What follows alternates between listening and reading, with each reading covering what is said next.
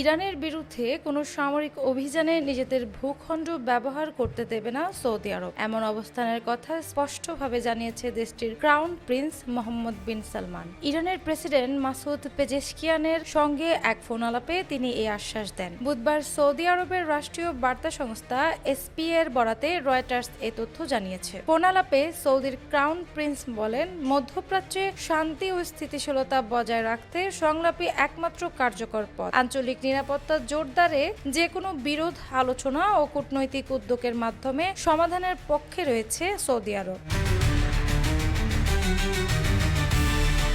আলোচনা শেষে ইরানের প্রেসিডেন্টের কার্যালয় থেকে প্রকাশিত বিবৃতিতে জানানো হয়, মুসলিম দেশগুলোর সমর্থনের জন্য তেহরান কৃতজ্ঞ। প্রেসিডেন্ট পেজেশকিয়ান বলেন, আঞ্চলিক অস্থিরতা কোনো দেশের জন্যই মঙ্গলজনক নয়। একই সঙ্গে তিনি অঞ্চলকে অস্থিতিশীল করতে পরিচালিত মনস্তাত্ত্বিক ও রাজনৈতিক অপতৎপরতার বিষয়ে সতর্ক করেন। ইরানের পক্ষ থেকে আরও বলা হয়, শান্তি প্রতিষ্ঠা ও সংঘাত এড়াতে সহায়ক যে কোনো উদ্যোগে সহযোগিতা করতে প্রস্তুত রয়েছে দেশটি।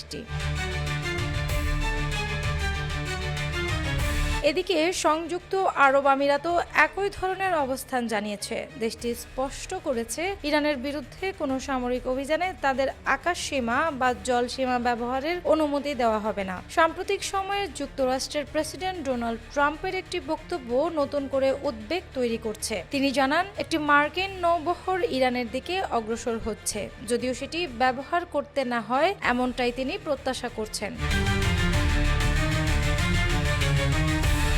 এরই মধ্যে রয়টার্সকে দেওয়া তথ্যে দুই মার্কিন কর্মকর্তা জানিয়েছেন, একটি মার্কিন বিমানবাহী রণতরী ও সহায়ক যুদ্ধ জাহাজ মধ্যপ্রাচ্যে পৌঁছেছে। এসব যুদ্ধ জাহাজ যুক্তরাষ্ট্রের বাহিনী সুরক্ষা এবং ইরানের বিরুদ্ধে সম্ভাব্য সামরিক পদক্ষেপ নেওয়ার সক্ষমতা বাড়াবে বলে মনে করা হচ্ছে। চলতি মাসের শুরুতেই এশিয়া প্যাসিফিক অঞ্চল থেকে এসব যুদ্ধ জাহাজ মোতায়েন শুরু হয়। ইরানের সরকার বিরোধী বিক্ষোভ ঘিরে যুক্তরাষ্ট্র ও ইরানের মধ্যে উত্তেজনা বাড়ার প্রেক্ষাপটেই এই পদক্ষেপ নেওয়া হয়।